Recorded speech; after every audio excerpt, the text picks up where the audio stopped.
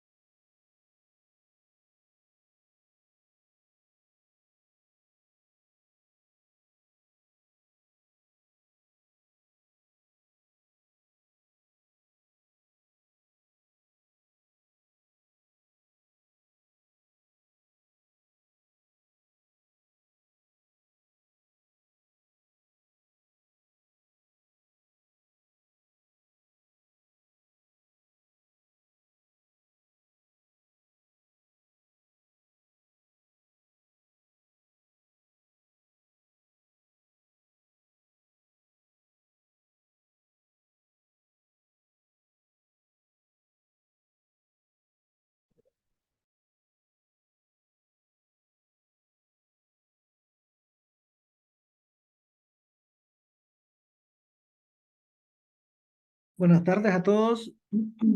Solamente necesito que me digan si se escucha bien mi audio y si se escucha desastre de fondo.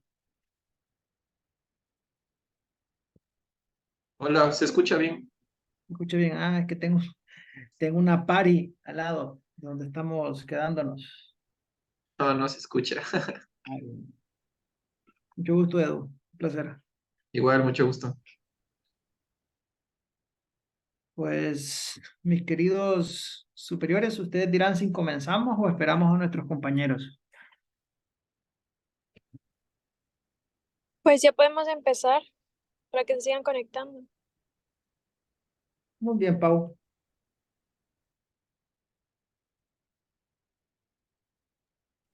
Creo que no están los demás residentes, hay que esperar. Ningún residente está. ¿Tienen jornada? ¿Esperamos 5 minutos, 10 minutos o comenzamos, doctora Paulina?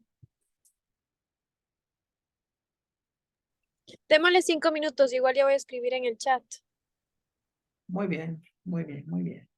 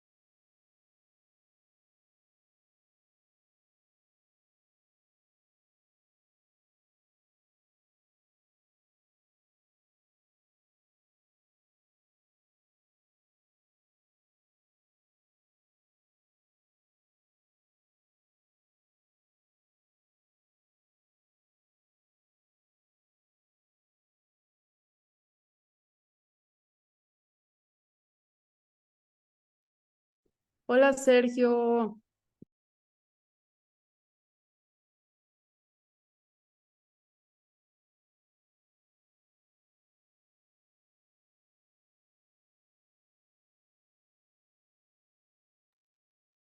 hola amigos norteños, Edu y Ubaldo. Hola, ¿qué tal?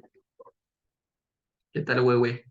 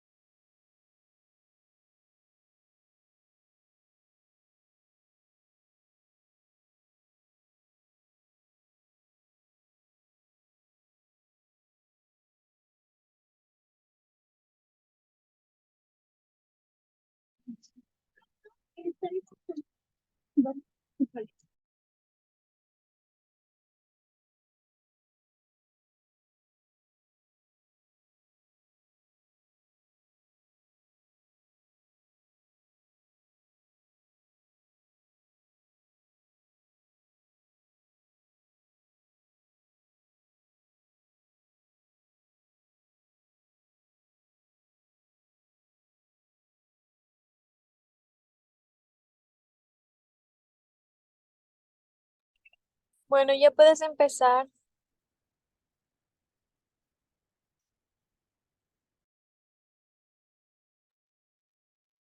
Bueno, muy bien, muy bien, muy bien. Bueno, primero que todo, bienvenido a todos los compañeros nuevos con caras desconocidas.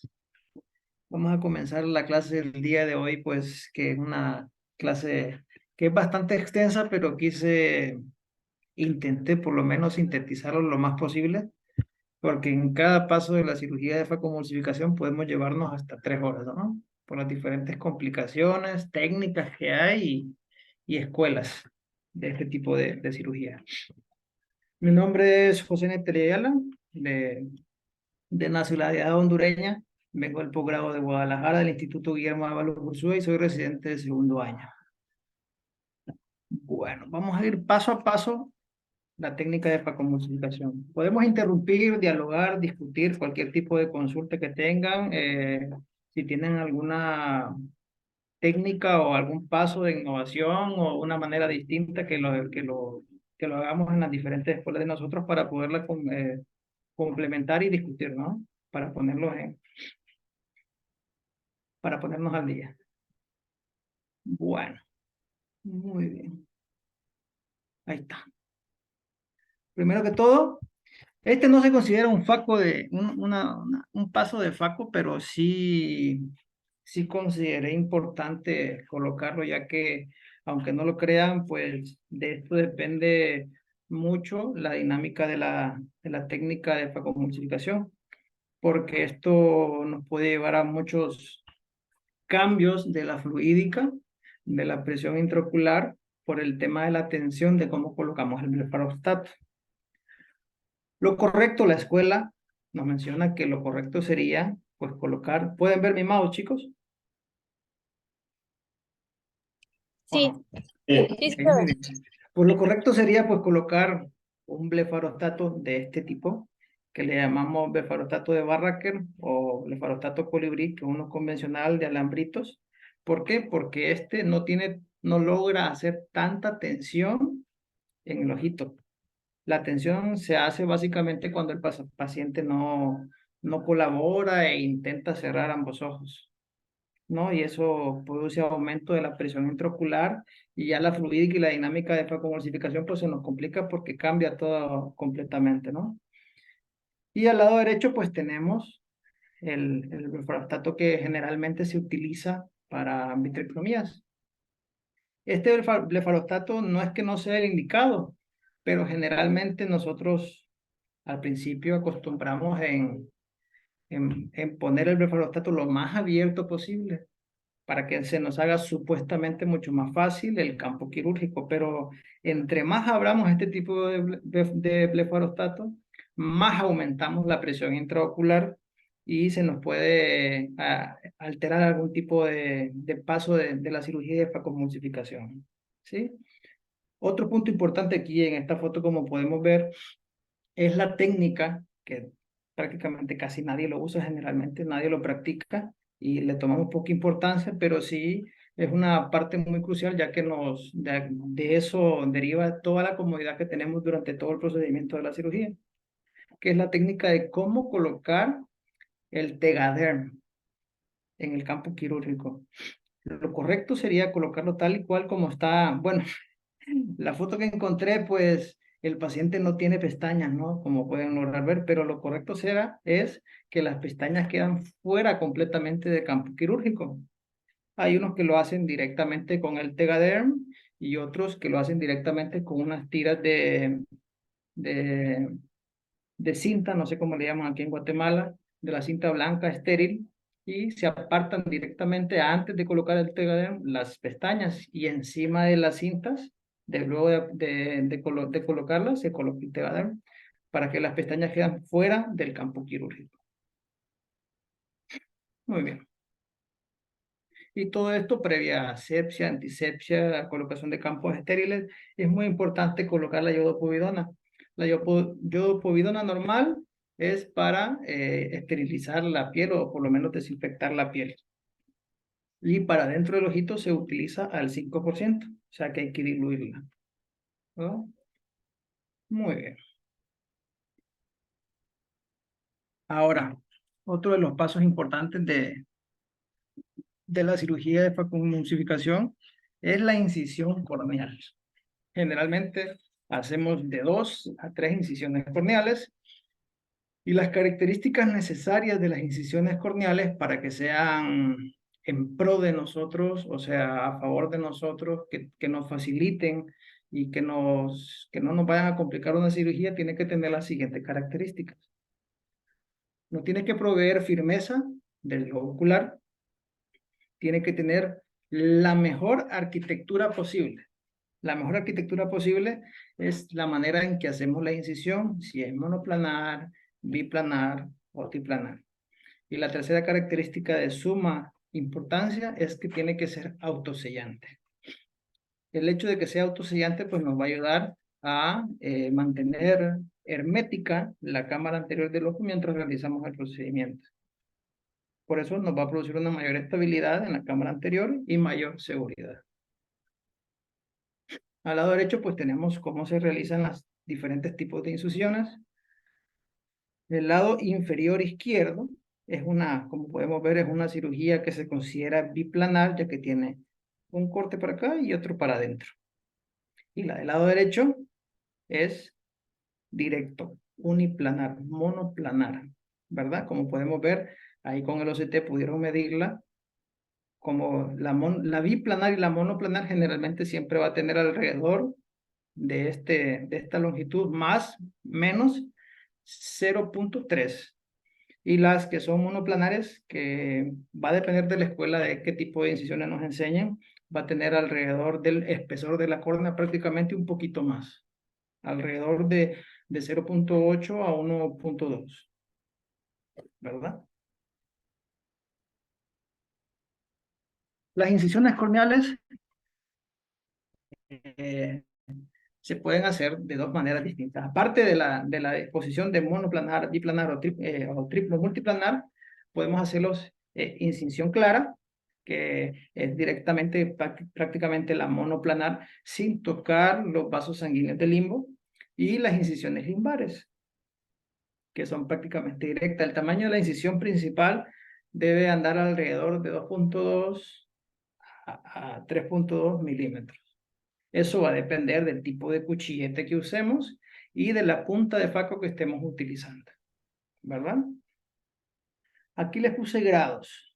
Los grados básicamente va a ser la separación entre la incisión principal y la incisión secundaria o accesoria, que anda alrededor, la accesoria anda alrededor de 1 a 1.2 milímetros de amplio, que básicamente es para meter las cánulas y el chopper básicamente, ¿verdad? Los grados básicamente va a ser dependiendo de la escuela, pero mínimo tienen que tener 90 grados de distancia entre la incisión principal y la incisión secundaria o accesoria, ¿verdad?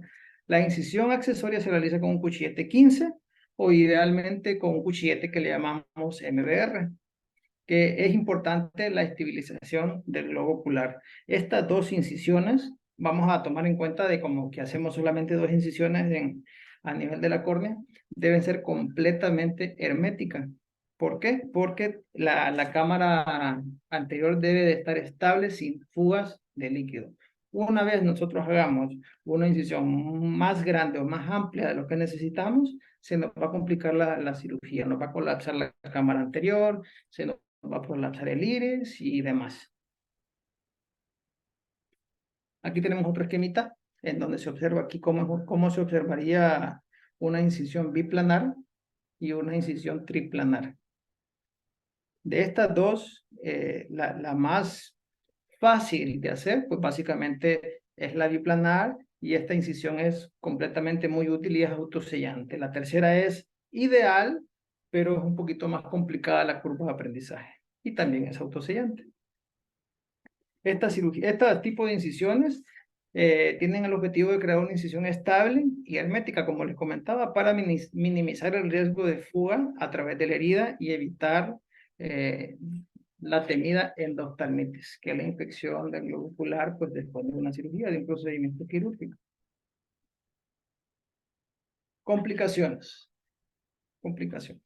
En este momento ya tenemos algo claro, por lo menos, cómo deberían de ser las incisiones. Estas incisiones, como es el primer paso de la cirugía de facomulsificación, una vez hagamos mal una incisión primaria, accesoria o una terciaria de una manera no correcta, se nos va a complicar el resto de la cirugía. Entonces ahí cuando tenemos que mejor pedir ayuda a nuestros fellows o a médicos adscritos o a nuestros especialistas que nos rodean y que nos están dando escuela, pues para que nos ayuden, porque tanto una incisión larga, una incisión corta, nos va a producir alteraciones de la fluídica y se nos puede complicar la cirugía de facomulsificación en cualquiera de sus pasos. Y también tenemos lo que es la quemadura corneal, que básicamente no es por incisión, sino por el uso excesivo de facomulsificación y el mal colocamiento del capuchón en la pieza de mano de faco.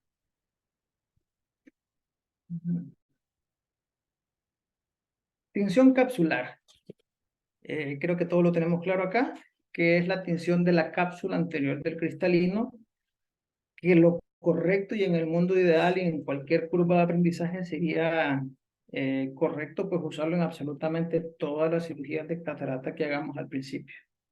Y específicamente en aquellas cataratas que son duras, hipermaduras o negras, ya que la cápsula, cuando estemos haciendo la capsulorhexis, no se va a notar, ¿verdad? Se utiliza el azul tripán como excelente alternativa para la tinción de la cápsula anterior, así como el túnel, y para las incisiones realizadas.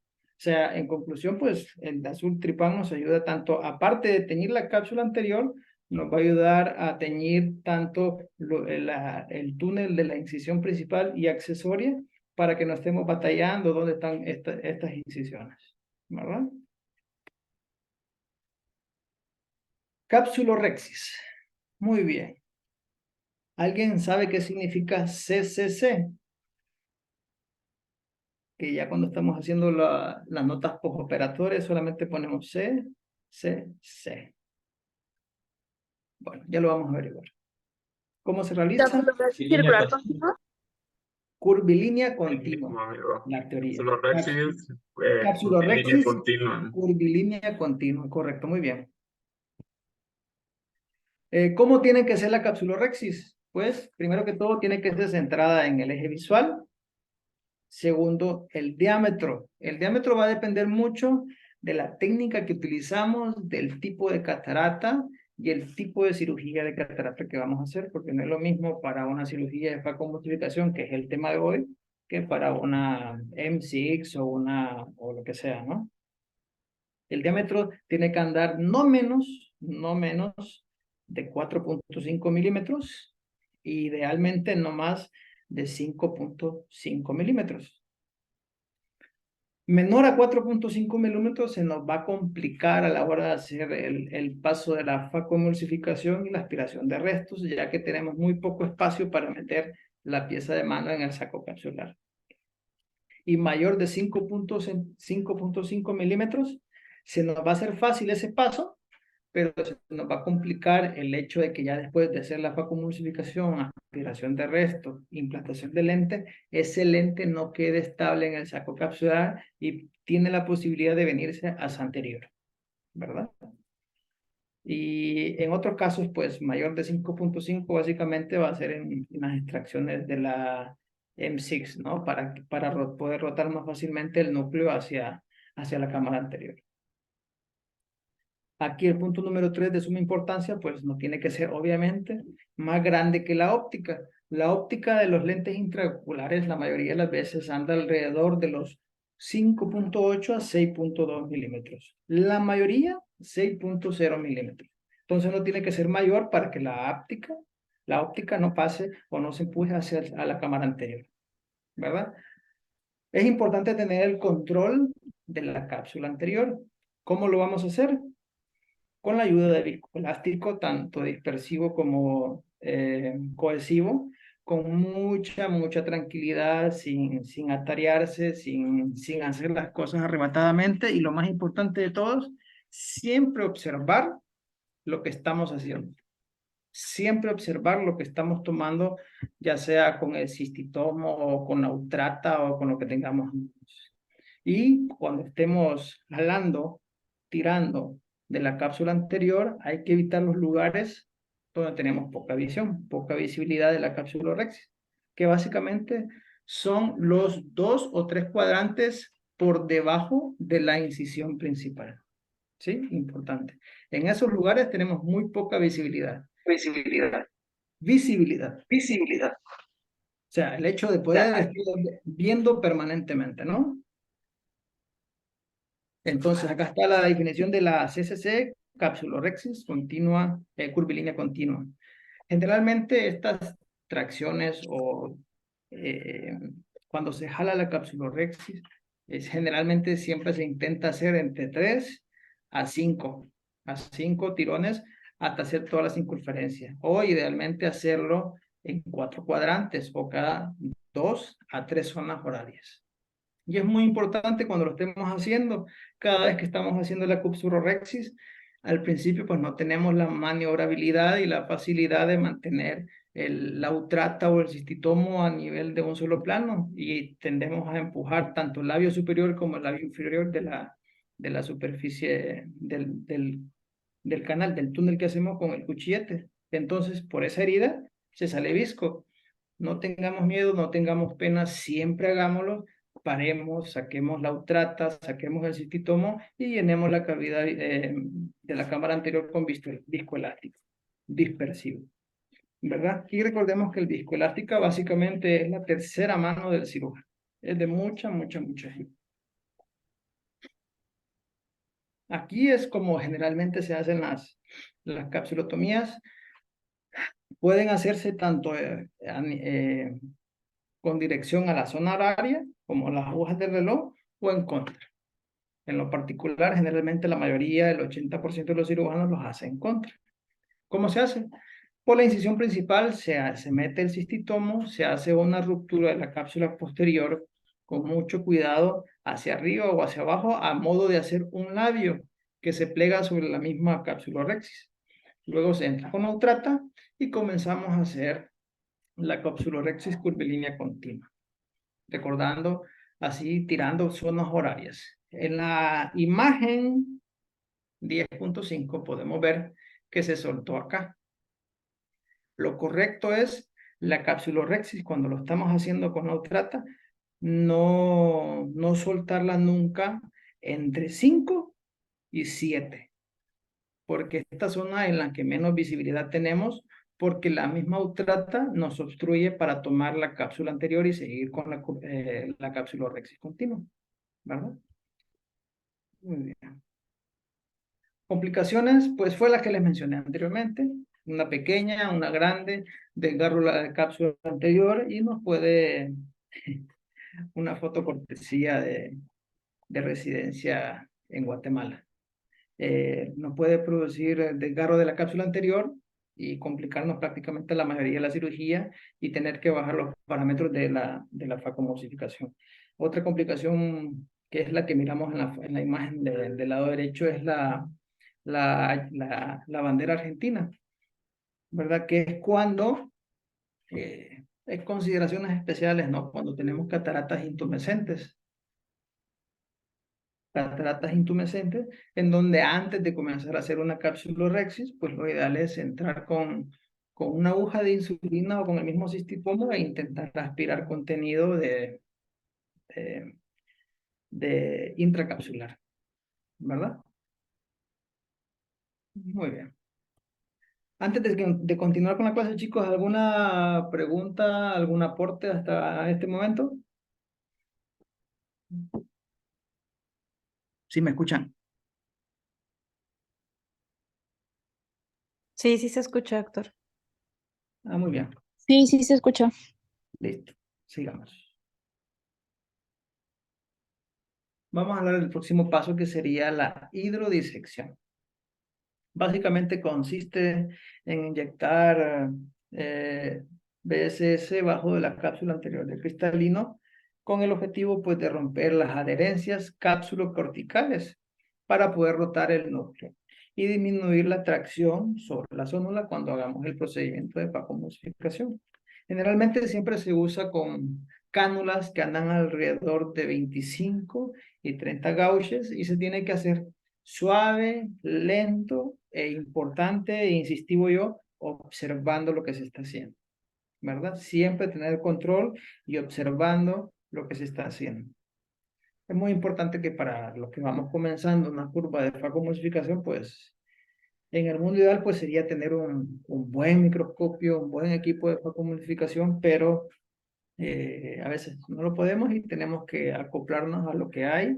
Y bueno, si aprendemos con un equipo no tan sofisticado, vamos a tener un futuro muy seguro con el tema de la facomulsificación, porque si sabemos operar con escasos recursos, ya después se nos va a facilitar cualquier tipo de procedimiento, ¿verdad?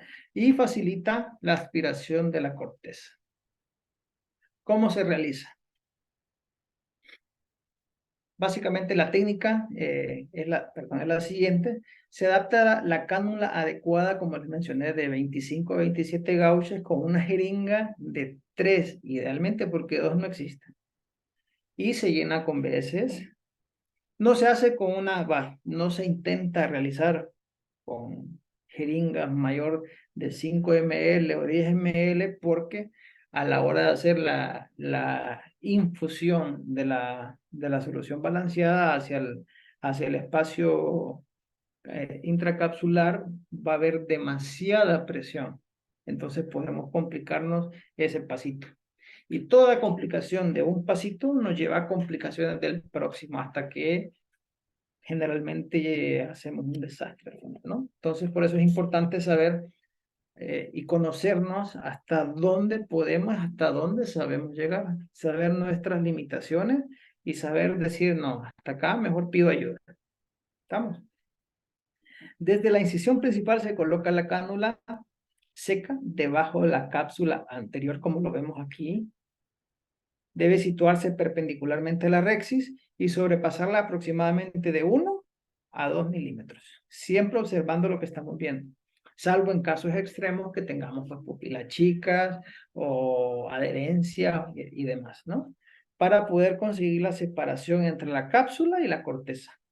Poder levantar ligeramente la cápsula anterior y poder hacer la infusión de solución con pequeños impulsos a nivel de donde tenemos la cánula. Hay varias teorías y varias técnicas al respecto. Unos que se dicen que solamente se haga un push de solución balanceada en donde entremos a hora 6, al meridiano de las 6, o hacer hidrodisección en diferentes puntos, 3 o 4 puntos distintos al de meridiano de las 6, para así lograr una mejor hidrodisección y se nos facilite pues la rotación del núcleo y los restos corticales pues queden un poquito más libres. Signos de una hidrodisección eficaz es fijo que se va a ver en la mayoría de las cataratas, a menos que tengamos alguna catarata intumescente, impermadura, que no se va a ver, que se llama el signo de la oleada, ¿verdad? Se va a ver como una ola pasa entre el núcleo y la cápsula posterior de un lado a otro. Y se va a observar el desplazamiento del núcleo hacia la cámara anterior la mayoría de las veces. Puede haber un bloqueo capsular transitorio, prominencias del borde de la rexis, aparición de hendiduras radiales del epinúcleo y hay salida de BSS atrapado en el saco capsular por la rexis, ¿verdad? Pero el signo característico de una buena hidrodisección es la oleada que se va a ver luego de hacer la infusión del BSS a través de la cánula y se va a ver por la cápsula posterior cómo pasa la famosa oleada. Ahora, la hidrodelaminación. La hidrodelaminación es un tema así como controversial porque no todas las escuelas lo hacen, pero generalmente una buena alternativa para nosotros que vamos comenzando con la curva de emulsificación, porque nos ayuda bastante en aquellas cataratas blandas, o unas N1, N2, que nos va a ayudar fácilmente a poder sacarla luego con la pieza de mano.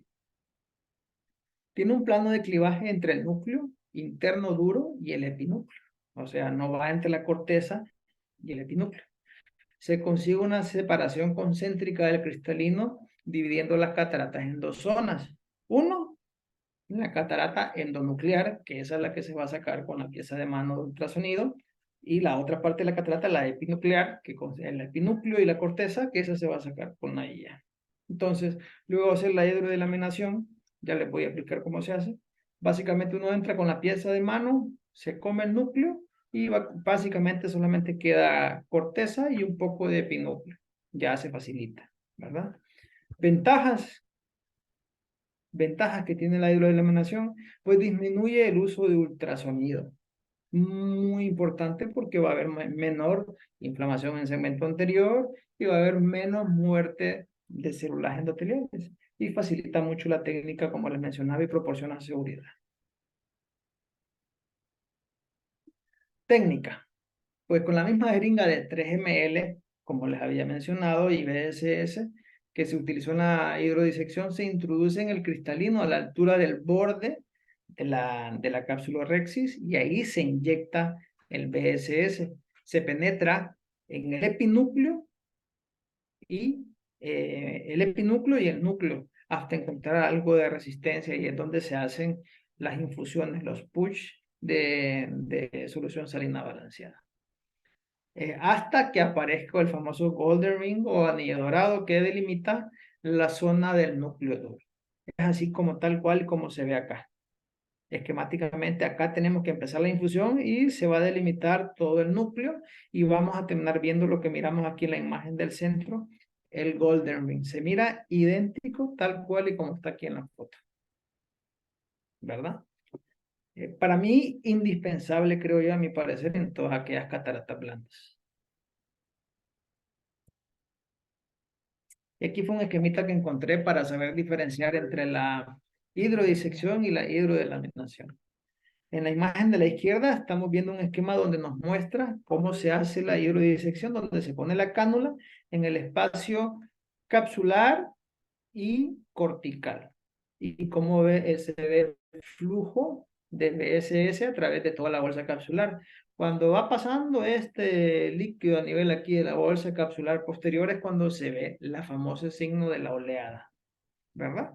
Aquí miramos cómo están distribuidas las fibras del cristalino de manera circunferencial y en la imagen de la derecha pues podemos ver el plano donde se debería de hacer la hidrodelaminación, que es luego de la corteza y el epinúcleo, exactamente acá. Y aquí la hidrodisección. Muy bien. Rotación del núcleo. Rotación del núcleo generalmente no se considera como un paso de la cirugía de facomultificación porque no todas las escuelas lo hacen. Hacen hidrodisección y luego meten la pieza de mano y comienzan a comerse, a hacer ultrasonido en la catarata. Pues la rotación del núcleo consiste, una vez finalizado de hacer la hidrodelaminación o hidrodisección o lo que sea, con la misma cánula de irrigación de 3 con agua o con un Sinskey o con un chopper, básicamente se hace la rotación del núcleo ya de la manera que se pueda. Generalmente consiste en meter la cánula y exactamente ahí donde encontramos el primer borde de la capsulorhexis, nos enclavamos con la cánula de hidrodisección e intentamos rotar al contrario de las manecillas del reloj, ¿verdad?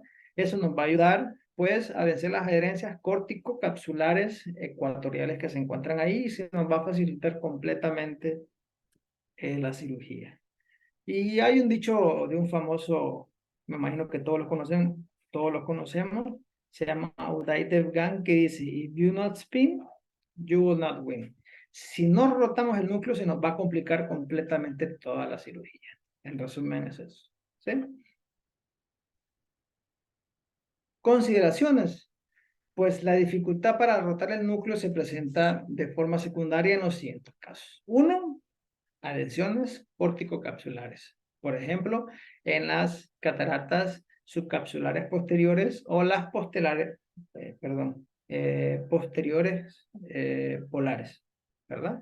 En pacientes mayores, generalmente en los femeninos, como podemos ver aquí siempre, las mujeres causando problemas. Cataratas avanzadas, corticales, y no se va a poder realizar en aquellos pacientes donde se le hizo una mala hidrodisección por X o Y motivo, o en aquellos pacientes que le hayamos notado pues debilidad sonular, ¿verdad? Aquellos pacientes con trauma o que a la hora de hacer la capsulorhexis vimos que la bolsa capsular se movía hacia un lado para otro con facodonesis, iridonesis y demás. Complicaciones. Las complicaciones de ambos pasos, tanto de la hidrodisección como de la hidrodelaminación, básicamente son las mismas. Consisten en la miosis, bloqueo pupilar que puede ser transitorio o permanente, una hidrodisección incompleta que no nos va a permitir después de hacer la rotación del núcleo, eyección violenta de la cánula, que es cuando no nos fijamos que la cánula esté permeable o libre a la hora de hacer la hidrodisección. Por eso se recomienda que absolutamente todas las piezas, antes de meterlas al ojo, tenemos que purgarlos y cerciorarnos que estén funcionando, ¿sí? La cánula de 3 con agua, la cánula de 5 a la hora de hacer la anestesia retrovulvar o perivulvar o subtenoniana o lo que sea, la pieza de mano que esté bien colocada, la pieza de irrigación e inspiración que esté bien colocada. Se nos va a complicar también la luxación del núcleo a cámara anterior, que muchas veces para mí no es, en lo personal no lo considero complicación porque a veces es más fácil, más que todo en aquellas cataratas que son blanditas. Es más fácil luxarlas a cámara anterior y hacerle la facomulsificación en el plano del iris, porque si no se nos va a cazuelear o se nos va a hacer un hueco ahí a nivel nuclear y se nos va a complicar o sí, se nos va a complicar el hecho de poder extraer el epinúcleo y la corteza. Podemos producir desgarros de la cápsula posterior, de la cápsula anterior a la hora de hacer la hidrodisección. RCP.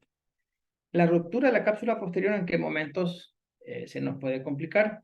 En aquellos pacientes que tengan una catarata polar posterior, cataratas traumáticas o un lenticono posterior, pues que es muy difícil saberlo, ¿no? Pero en las cataratas polares posteriores y traumáticas es casi un sinónimo o igual a no hacer hidrodisección o hidrodelaminación o rotación nuclear, ¿verdad?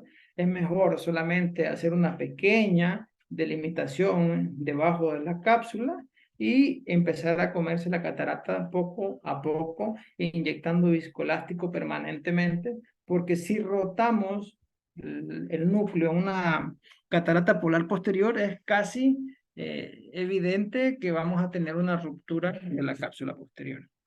Y en pacientes vitrectomizados, ya que la cámara anterior seguro es mucho más amplia y no tenemos el foco suficiente como para llegar hasta a estar observando la cápsula posterior. Muy bien. Fragmentación del núcleo. Antes de comenzar, chicos, ¿alguna pregunta, alguna duda, algún aporte? No, muy bien. Vamos a seguir con la fragmentación o segmentación del núcleo. Le llamamos fragmentación o segmentación del núcleo al hecho de luego de hacer todos los pasos anteriores, partir la catarata a nuestro gusto, a nuestro parecer, ya sea en dos cuadrantes, en 2 hemisferios, en 4 cuadrantes, en 8 cuadrantes, en los que nosotros queramos, ¿verdad? Hay diferentes técnicas, con 3, 6, y cada una de ellas pues tiene varias variantes, ¿no?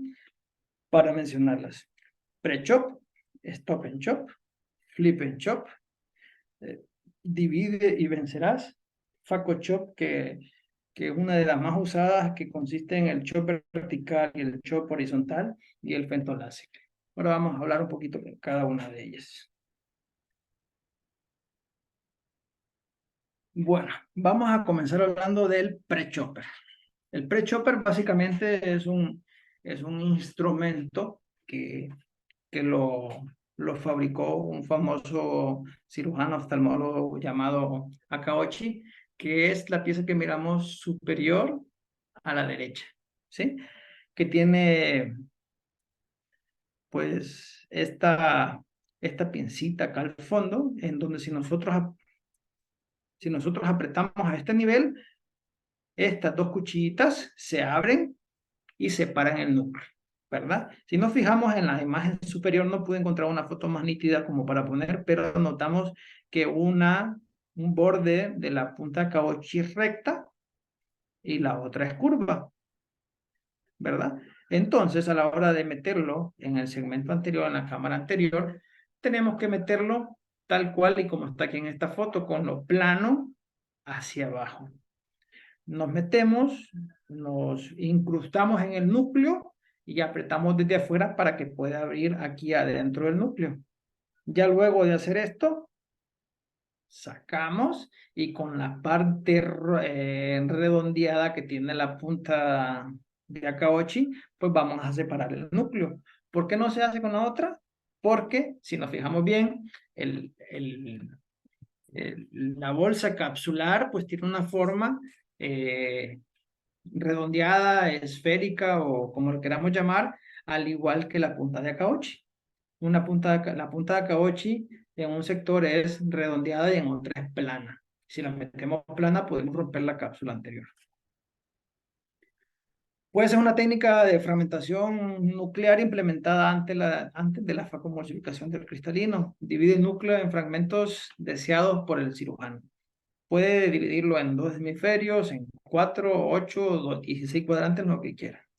Eso hace que haya menos uso de ultrasonido en comparación con otras técnicas. Siempre, siempre, siempre ayudado con viscoelástico. Y la Akaoshi pues fue el que la hizo. Ahora bien, esta técnica tiene muchas variantes, ¿no? La pre-chopper es como tal, antes de comenzar la emulsificación, hacer la fragmentación del núcleo. Puede ser con esta pinza o con otras variantes que generalmente se hacen con un chopper o con la cánula de irrigación e inspiración.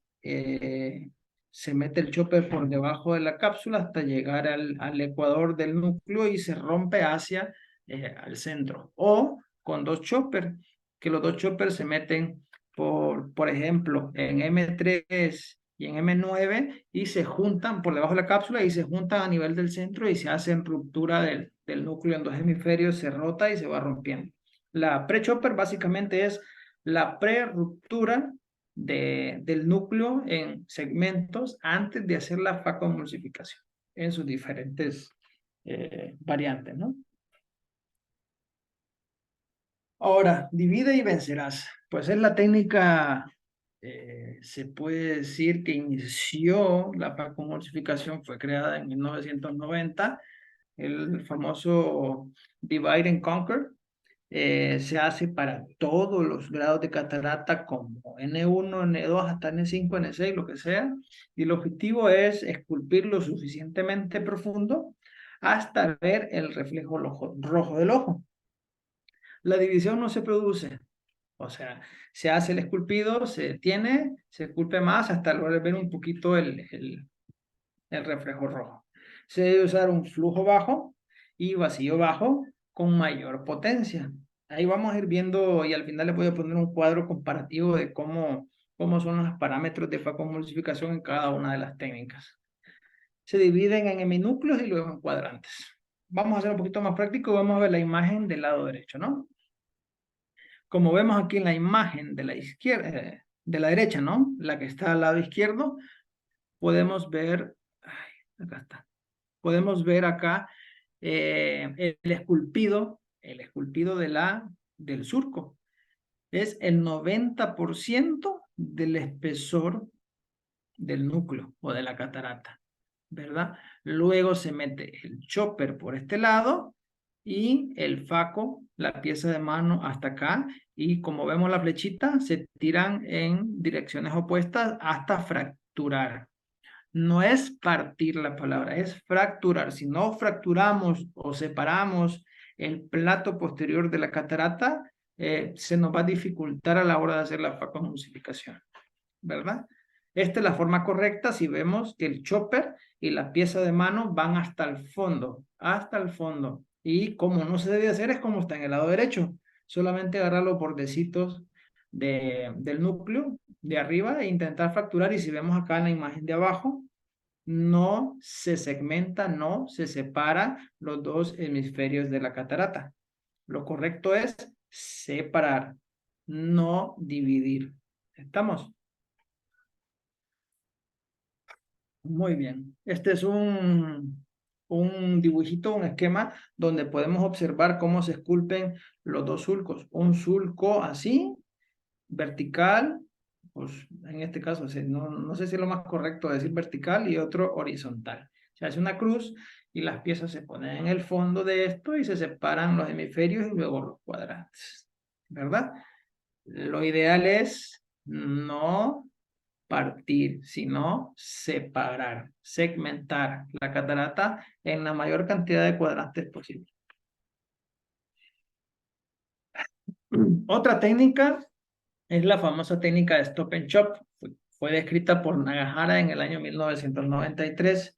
Se comienza la técnica básicamente como un divide and conquer, ¿verdad? Con aspiración baja, vacío bajo y con alto ultrasonido.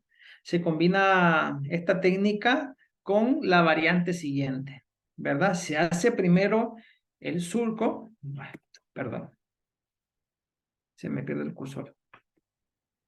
Se hace el surco primero de la mitad hacia allá, se rota el núcleo y vamos a la C y se hace la otra parte del surco. Cuando ya está hecho este surco, básicamente rotamos y comenzamos a hacer la fragmentación, la separación. No partir en pedacitos la catarata, sino la separación del plato posterior de la catarata para que se nos haga más fácil la facoemulsificación, ¿verdad? Ya sea 4, 8, 16 cuadrantes, lo que ustedes quieran. Pero la idea es fragmentar y separar, ¿verdad? Es básicamente la misma, pero con una variante distinta. Chip and flip, primero es igual que divide and conquer, se hace un surco central, luego de una buena hidrodisección, se hace el surco profundo, se rota de nuevo 180 grados para comenzar el surco, separación de los dos heminúcleos, al igual que la técnica anterior, luego usamos vacío alto para aspirar el núcleo fuera del saco capsular y luego de eso comenzamos a hacer la facomulsificación. Estamos. Ahora vamos a la técnica de Faco Chop. Ahora va Faco Chop horizontal y Faco Chop vertical. Bueno. ¿Los cansé, chicos? Vamos bien hasta ahí. Si me quieren parar y quieren comentar algo, me avisan, por favor. Vamos aquí al Faco Chop horizontal. Primero que todo, tenemos que tener una excelente hidrodisección. No es muy recomendable hacerle hidrodelaminación a esta técnica porque no nos vamos a poder enclavar en el núcleo. Y tenemos que tener hecho una buena rotación libre del núcleo. La punta de faco es muy importante, que tenemos que dejar la punta 3 milímetros más o menos por fuera de la funda de irrigación para que esto nos permita fácilmente enclavarnos directamente en el núcleo.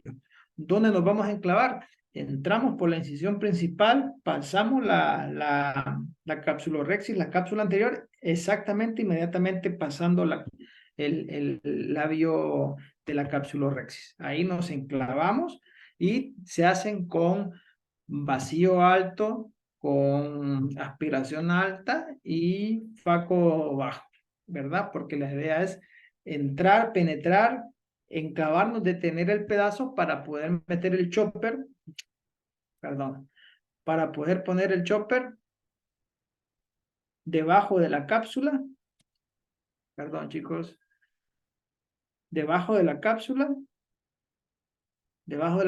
y poder entrar hasta el ecuador y poder rasgar.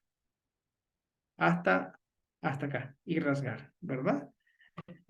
Lo ideal, hay varias alternativas, ¿no? Muchos dicen que la pieza de faco tiene que ir con el bisel para arriba, otros dicen con el bisel para abajo, pero lo ideal es que siempre se claven entrando, pasando la capsulorhexis sin rasgarla, por favor, sin rasgarla en el núcleo. A mi parecer, creo que básicamente, hablando de las máquinas de facomulsificación peristáltica, lo correcto sería entrar con el bisel para abajo, porque recordemos que estas máquinas de facomulsificación peristáltica trabaja el ultrasonido solamente si la punta está ocluida. Y si entramos con el bisel para abajo, inmediatamente que entramos, tocamos el núcleo y ya se ocluye la punta de faco para poder hacer ultrasonido. Como les estaba comentando, se usa un vacío alto y poca potencia de faco. El chopper abajo de la capsulorhexis más allá del borde del núcleo y se arrastra hasta la punta de faco.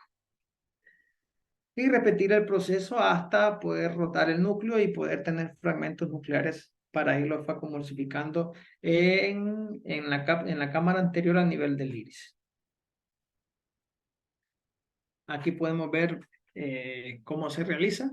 En la imagen superior se entra la pieza de mano, se pasa el iris, se pasa la cápsula e inmediatamente ahí donde pasamos la cápsula, nos enclavamos con la pieza de mano y el chopper pasa al otro extremo, por debajo de la capsulorhexis, llegamos al ecuador del núcleo y rasgamos directamente hacia la pieza de mano. Al igual aquí abajo, como podemos ver, nos enclavamos con la pieza de mano, el chopper pasa por debajo de la capsulorhexis, llegando al ecuador del núcleo y se rasga hacia la pieza de mano. Luego con ambas piezas pues se separa en dos hemisferios, separan, no parten. Vuelvo a repetir, hay que separar en dos hemisferios el núcleo, ¿verdad? Ahora el facochop vertical, que es una técnica similar, pero que aparentemente la literatura dice que no es la más práctica para los principiantes, porque ya lo practican básicamente aquellas personas que tienen muchas cataratas encima.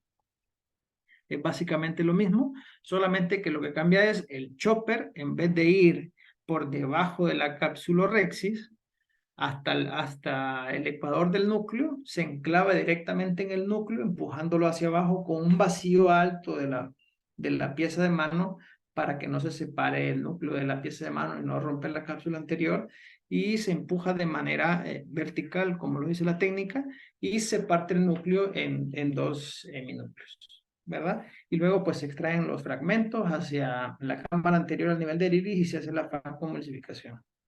No tan reproducible, pero está escrita.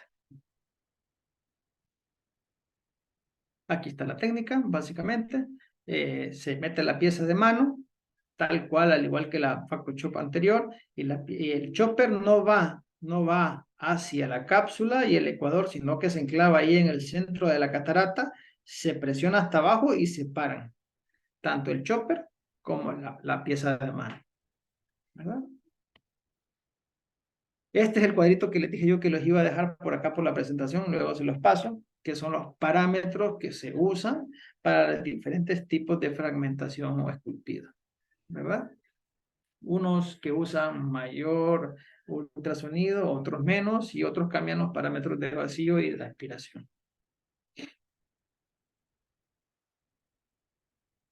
Vamos ahora a hablar un poquito de la irrigación y aspiración, de la famosa IA. El objetivo principal de este paso pues es completar la extracción de la catarata tanto del epinúcleo como la corteza, porque el núcleo la comimos o la emulsificamos con la pieza de mano mediante la facomulsificación, ¿verdad? El objetivo de esto es tener menos inflamación, evitar la mala división y tiene que hacerse luego de una hidrodisección eficaz para que los restos corticales puedan venir a través de la pieza de mano de manera fácil. Generalmente siempre se usan las cánulas o las piezas de irrigación-aspiración, que tenemos dos variantes. La de arriba es una pieza de mano que es una sola pieza que por la misma puntita se hace la irrigación y se hace la aspiración por esta puntita. Y la otra famosa irrigación-aspiración bimanual, que hay una pieza que irriga y otra que aspira, ¿verdad? Ambas son muy cómodas y va a depender del tipo de situación que tengamos en este paso de la de la facomulsificación, porque una guía normal en una cirugía no complicada, sin particularidades, fácilmente se hace con una guía de una sola pieza, de una mano. Pero en aquellas cataratas en donde es una cirugía complicada, que se nos cierra la pupila o tenemos X o Y problema, es muy fácil hacerlo con una guía bimanual. ¿Qué pasa? Con la guía bimanual, para poder hacerla, no podemos hacerla mediante la incisión primaria o la incisión principal, porque es muy grande y si hacemos la irrigación aspiración por esa incisión, nos va a fugar el líquido de la cámara anterior y nos va a fluctuar mucho la cámara anterior. Entonces hay que hacer una otra incisión secundaria o terciaria para poder hacer esta técnica bimanual. Mientras que con la pieza de una mano de irrigación aspiración, pues no es necesario hacer otra incisión.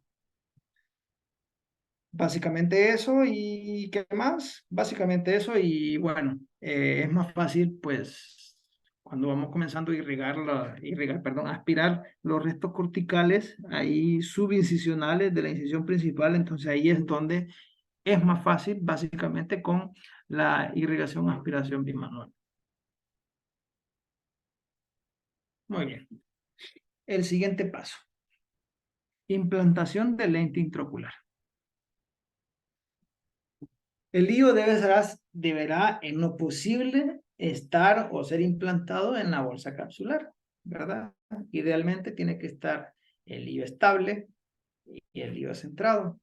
Se dio justamente el día de hoy me estaban presentando un paciente en donde él estaba postoperado de catarata y en la bolsa se le había puesto un lente de 3 piezas porque era una paciente muy miope y las dioptrías de los lentes plegables no daban ninguno como para la meta de la metropía de este paciente. Entonces se optó por poner un lente de 3 piezas en bolsa y el lente fluctuaba o bailaba dentro de la bolsa capsular. A eso se refiere cuando dice estable o centrado. Y en caso de RCP, tiene que haber suficiente soporte evidente de cápsula anterior para poner un lente. El lente en este caso pues sería un lente de 3 piezas en el sulcus, que las ápticas deberían de estar entre la cápsula anterior y el iris, ¿verdad? En caso de haber RCP. También se puede poner en la bolsa capsular, pero como les digo, pasa lo que pasó con este paciente, que el lente queda bailando porque hay un mayor diámetro a nivel de la bolsa capsular que en el sulcus.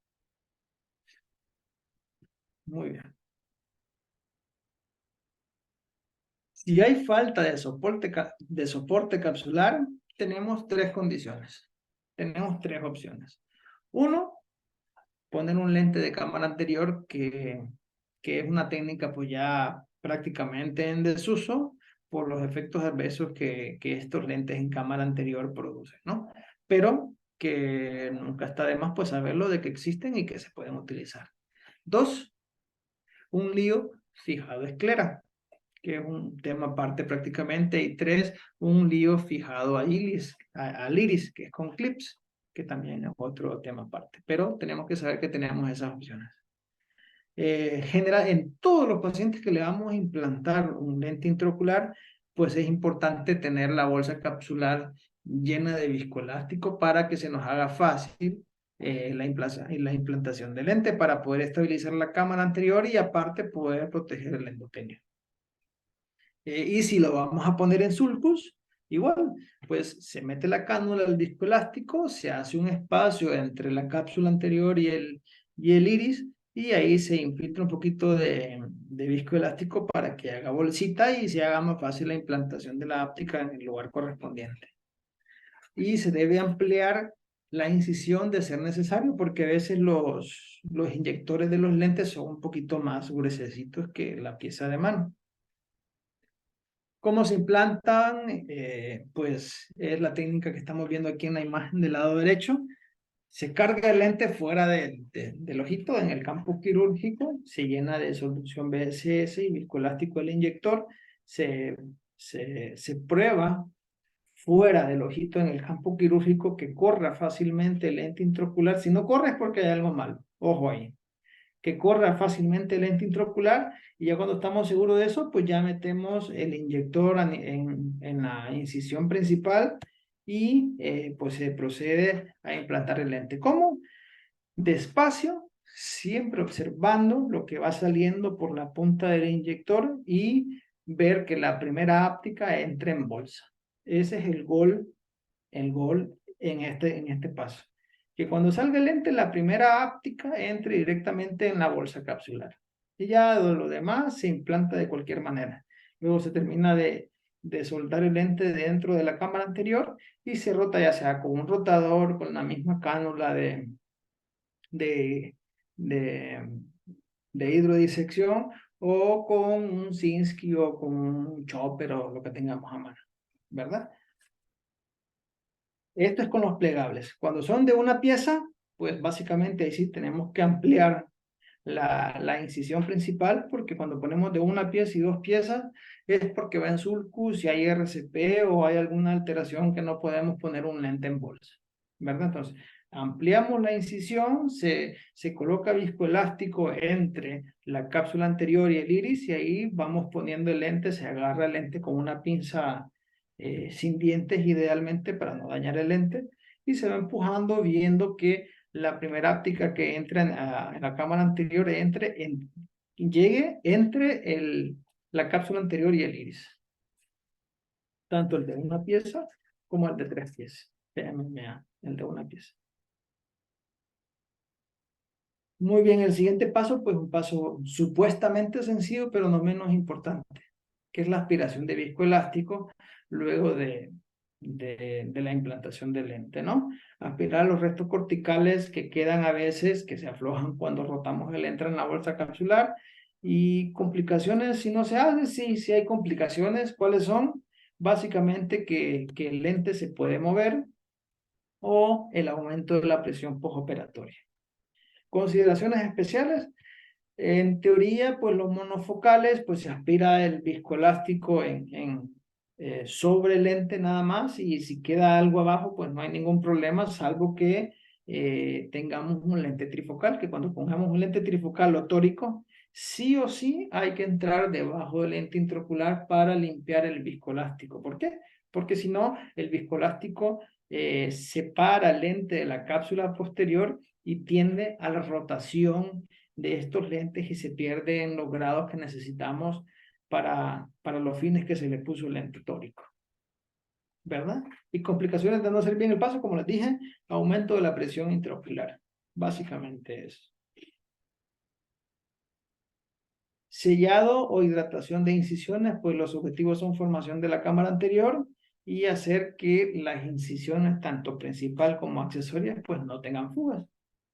Se coloca la cánula en dirección del estroma y se instila BSS tal cual y como lo miramos aquí en la imagen del lado derecho. Con el objetivo de que estas incisiones se inflamen y la cámara anterior quede hermética y no haga fuga de la cámara anterior hacia el exterior del globo ocular, ¿verdad? ¿Cómo podemos corroborarlo? Nos enfocamos bien, nos ponemos ahí sobre la incisión principal y limpiamos con un hisopo. Si vemos que no hay fuga de líquido, ya está sellada y se deja así. Si vemos que hay fuga, intentamos hacer una hidratación de incisiones hasta ver que no haya fuga de incisiones. No lo logramos con una segunda hidratación de incisiones, pues fácil. Ponemos una sutura, nylon 10 pero que la herida sí o sí quede sellada. ¿Por qué? Porque podemos tener complicaciones, atalamia, dolor ocular, etcétera, ¿no? Y la complicación más importante y la que todos tememos, que es la endoftalmitis. Muy bien. Esta es la idea que se da en la hidratación de incisiones, como podemos ver en el corte de OCT del segmento anterior, cómo se produce edematización del endotelio y el estroma de la córnea para que la incisión quede completamente sellada.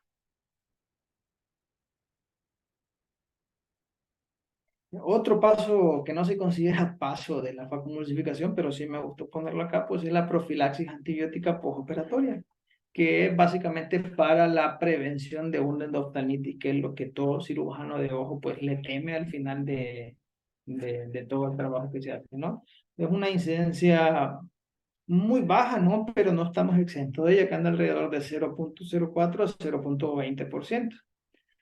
Los factores de riesgo para endoftalmitis es diabetes mellitus, como en todo, edad avanzada, sexo masculino, cirugías complicadas y prolongadas, ruptura de la cápsula posterior, fuga de heridas, como les mencioné anteriormente, y cuando se realizan incisiones no autosellantes, o sea, las incisiones monoplanares, para considerarlo, ¿no? Es lo que dice la literatura, y bueno, hay que respetarla, ¿no? ¿Qué se considera como profilaxis? Pues básicamente la limpieza de iodopovidona a concentración normal a nivel de la piel, ¿verdad? Es lo único que está comprobado científicamente que ayuda para la esterilización del área quirúrgica. 2, las gotas de iodopovidona, pero al 5% a nivel ocular. Porque, ¿qué pasa? Si no diluimos la solución iodopovidona, nos puede complicar la cirugía porque altera la superficie ocular y nos va a repercutir en la visibilidad durante la cirugía. 3, cubrir pestañas y párpados, que fue lo que les comenté anteriormente de cómo colocar el pegadero o cómo colocar la cinta estéril antes de comenzar la cirugía, antes de colocar el blefarostato, siempre con técnica completamente estéril, ¿verdad? El cierre hermético postoperatorio, importantísimo. Si no sella la herida con hidratación, es fácil, colocamos puntos. No que hay mucho astigmatismo irregular, que no importa, pero que no se me infecte el ojo, que no me vaya a ocurrir una endoftalmitis porque nos vamos a acordar el resto de nuestra vida. Y por último, pues el antibiótico tópico preoperatorio y postoperatorio, que hay muy pocos estudios que avalen esto, pero es una rutina que no está de más hacerlo. Una gotita de más no le va a hacer daño absolutamente a nadie. Y en la imagen de abajo, pues estamos viendo cómo pues se hace la asepsia, antisepsia de la piel del ojo, alrededor del ojo, y cómo se instila povidona iodada al 5% dentro de la cavidad ocular, ¿no? A nivel de conjuntiva, pestañas y demás. Y básicamente eso. Espero que les haya gustado, que les haya entretenido, y para los que están dormidos, pues pueden hacer preguntas. Muchas gracias. Hola, buenas tardes. Yo sí tengo una duda, ¿en qué momento es el momento en el que más se hace síndrome de misdirection durante la cirugía? Pues es el tema de facodinamia, pero que me dijeron que no lo tocara, pero el misdirection es básicamente cuando tenemos fugas a nivel de la cámara anterior. Si no tenemos heridas, no es tanto en qué paso, sino en qué momento, cuando tenemos fugas a nivel de las heridas corneales, incisiones corneales, tanto la principal o accesorias. Ok, gracias.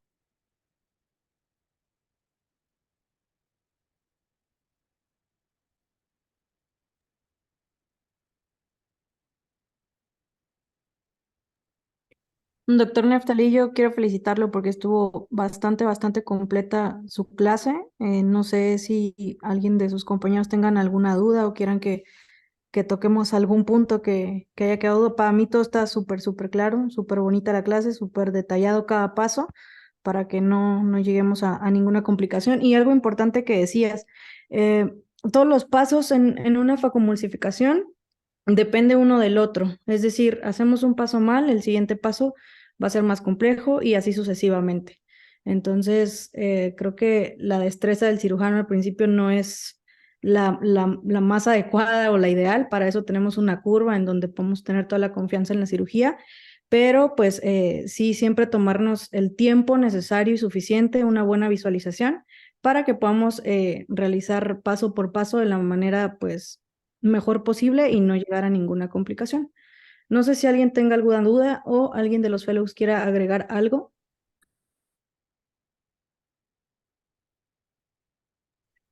Tal vez no se tomó en cuenta el tipo de anestesia al inicio. Igual es importante como cuando estás empezando, pues digamos que buscar una anestesia que te permita trabajar, ¿no?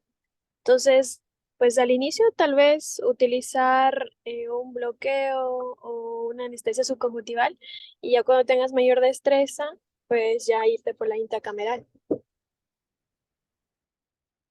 Muy bien, sí, se me escapó ese tema, la verdad, se me escapó. Muy bien. Sí, hola, buenas tardes, ¿cómo están? Yo creo que sí estuvo bastante bien la clase, me gustó que pusieras los parámetros que se van a utilizar para, ya sea para hacer surco o ya sea para la facofragmentación. Sí, eso la tienen que tomar bastante en cuenta. Y lo de la capsulorhexis, me parece que si estás empezando a hacer una capsulorhexis un poquito más amplia de lo habitual que te dice en la literatura, que son más o menos 5 a 5.5, pues te va a ayudar un poquito, ¿verdad? No está mal que la hagas un poquito más amplia de eso, porque realmente no te va a dañar la cirugía si es que lo haces, digamos, un poquito más amplia la capsulorhexis, sino que lo único que te va a limitar es que ya cuando pongas el lente y estés aspirando, entonces ahí sí va a estar moviendo un poquito más. Sin embargo, igual con una burbuja en cámara anterior lo puedes mantener. Y ya las rexis, pues más pequeñitas de 5.5, ya las puedes practicar cuando ya tenés más habilidad quirúrgica, ¿verdad? Por lo menos eso te puedo decir en mi experiencia. Muy bien, doctora, muchas gracias.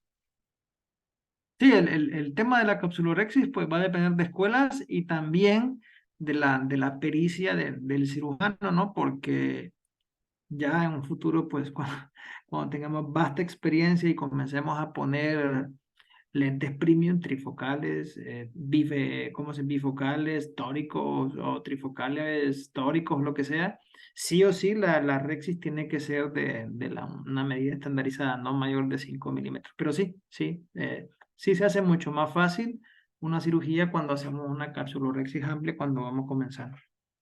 Correcto.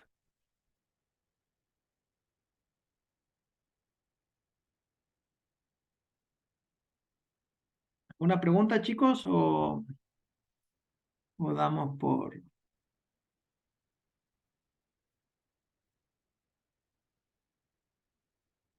concluida la clase? Yo creo que podemos concluir la clase. Gracias, Neftalí, muy bonito, y gracias a todos por su atención. Y espero que la hayan aprovechado porque la verdad que fue bastante específico y bastante puntual en todos los pasos. Que tengan bonita tarde todos. Gracias, Nafta, buena clase. Gracias, feliz tarde. Adiós, amigos.